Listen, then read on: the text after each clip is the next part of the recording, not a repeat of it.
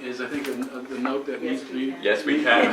I mean, it really can happen if there is the kind of groundswell that demands it. And what I find a little bit disturbing is that even in the climate change community is not making enough demands. You know, the figures, the advocacy for lowering of carbon emissions, I don't think is anywhere near where it needs to be. Now, part of that's because the information is coming in now that it's worse than we thought. It's happening faster than we thought. We got moved quicker than we thought. So maybe the advocacy hasn't caught up to that reality yet, but the advocacy is not anywhere near where it needs to be in the climate change world. And even if I look around the world at some of the best countries, they're nowhere near where they need to be. And so we are way behind in our advocacy and in our policy. And again, to me, that presents opportunity, though, because I think the public is ready to hear this. They're catching on to it, and we just have to lay out the plan that will show them that there's new economy going to be created. And you know what follows a new economy are the new lobbies. Right.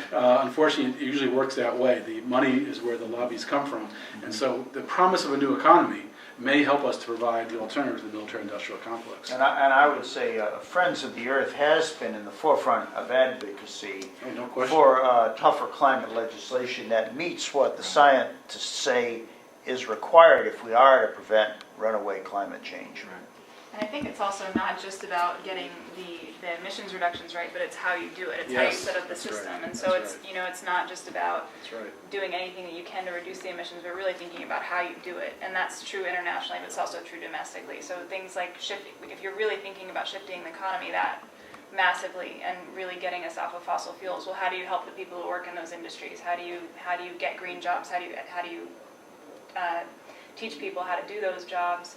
And how do you get the money where it needs to go so that you're really investing in solar power and wind power and energy efficiency, all these things we already know how to do but are not putting the money where it is. So it really is about this paradigm and mind shift in terms of how you actually go about doing it. And your point you just made also to me is another important phrase. We already know how to do it.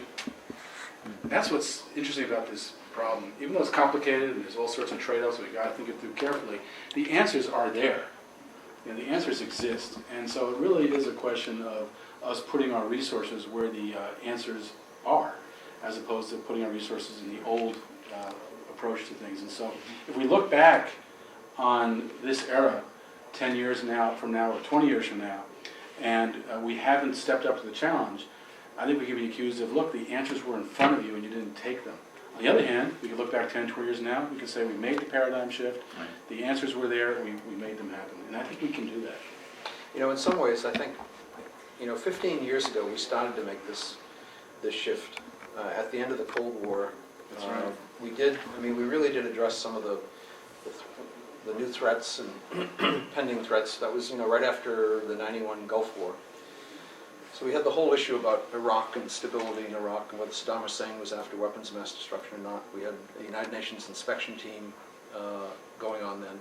But we cut the military budget and shifted resources either in tax rebates to Americans and or in other domestic priorities in really a major way. And the leadership in the Congress at that point and the White House under Clinton did go through a whole series of domestic economic adjustment policies, in reemployment policies, and community conversion policies and programs, particularly in communities affected by the cutbacks in military spending and base closure. Right. So it happened, but I think 911, once again, maybe we weren't far enough down the road. We were probably like 8 years down the road or 7 years down the road when 911 happened, and all of a sudden we went right back to quick sort of knee-jerk military response to the problem, where in reality I think we should have taken a completely different road and certainly not attacked Baghdad and Saddam Hussein when we did. But nevertheless, I think you're right. I think now we're 7 years after 911. It's really time to, I don't think there's any choice at this point.